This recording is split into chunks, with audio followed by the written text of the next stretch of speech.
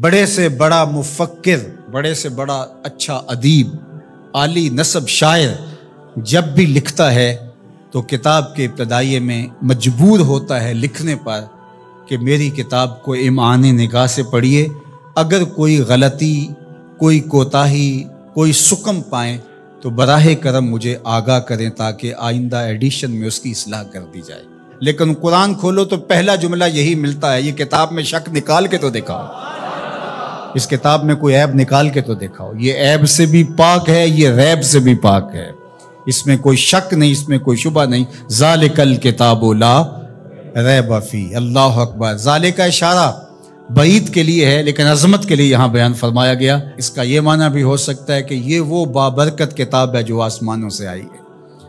اللہ اکبر۔ یہ وہ کلام الہی ہے جس میں کوئی شک نہیں ہے۔ ہدی للمتقین، یہ کتاب متقیوں کے لیے ہدایت ہے۔ اللہ اکبر۔ اس کتاب کو ہدی للناس بھی کہا گیا، تمام لوگوں کے لیے ہدایت، اور ہدایت کے مفہوم کو آپ اچھی طرح سمجھتے ہیں، رہنمائی کرنے والی، راستہ دکھلانے والی، منزل تک پہنچانے والی، اندر کی بیماریوں کو دور کرنے والی، باطنی امراض کے لیے شفا۔ یہ کتاب ہدایت ہے، نور ہے، روشنی ہے، اور آسمانی تحفہ ہے جو حضرت انسان کو عطا کیا گیا۔ ہمارے دکھوں کا مداوع ہے، ہمارے دردوں کا علاج ہے، ہماری زندگی کو خوبصورت اسلوب دینے کے لیے یہ کتاب نازل ہوئی ہے، طریقہ حیات ہے ہمارے لیے، یہ منشور زندگی ہے۔ اس کتاب کے ساتھ ہمارا جڑنا ہمارے لیے اللہ کی قربت کا سبب و ذریعہ بن سکتا ہے۔ تو کہا ہدی للمتقین، یہ ہدایت ہے کن کے لیے؟ للمتقین، متقیوں کے لیے، اللہ سے ڈرنے والوں کے لیے۔ متقی وہ ہے جو وہاں پایا جائے جہاں اللہ اسے دیکھنا چاہتا ہے، اور وہاں نہ پایا جائے جہاں اللہ اسے نہیں دیکھنا چاہتا۔ علماء نے تقوی کے درجے بیان فرمائے۔ شرک سے بچنا ایک صورت ہے تقوی کی، کبیرہ گناہوں سے بچنا یہ بھی تقوی ہے۔ مختلف لوگوں کے مختلف درجے، صغیرہ گناہوں سے بچنا یہ بھی تقوی ہے۔ جتنا منصب بڑا ہوگا اتنا تقوی کا معیار بھی اس کو اتنا بڑا رکھنا پڑے گا۔ امام اعظم علیہ رحمہ، آپ کسی سے قرض لینا تھا تو دروازے کو دستک دے کے آ کے گلی میں دھوپ میں کھڑے ہو گئے، تو کسی نے کہا حضرت دیوار کا سایہ پڑ رہا ہے تو آپ یہیں کھڑے ہو جائیں۔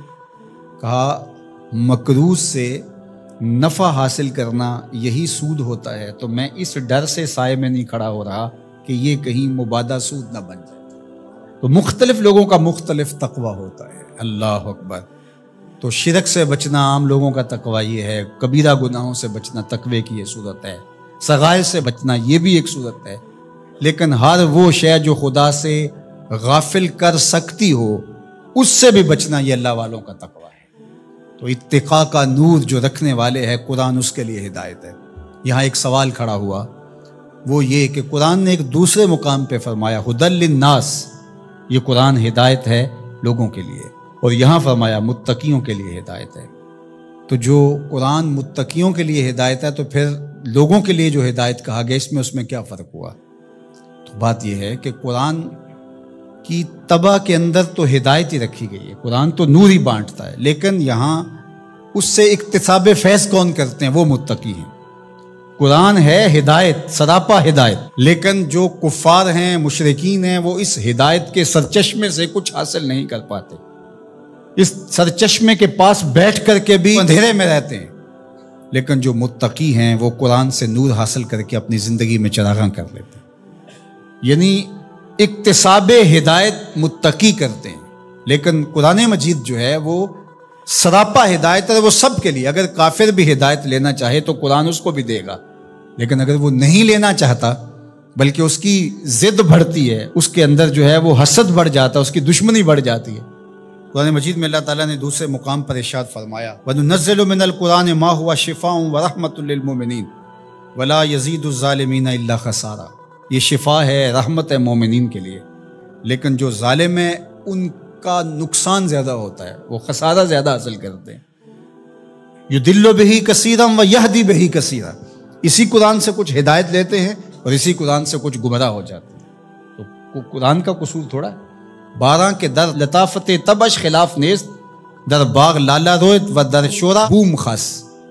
بارش کی فطرت کے اندر، طبع کے اندر کوئی اختلاف نہیں ہے، اس کے فردوس بدامہ قطروں کے اندر زندگی ہے، نور ہے، تازگی ہے، لطافت ہے، برکت ہے، حیات ہے۔ لیکن وہی بارش جب باغ میں برستی ہے تو لالا کے پھول پھوٹتے ہیں، گلاب مہکتے ہیں، کلیاں چٹکتی ہیں، یاسمین، نسرین، نسترن اور چنبیلی کے پھول بہار دیتے ہیں۔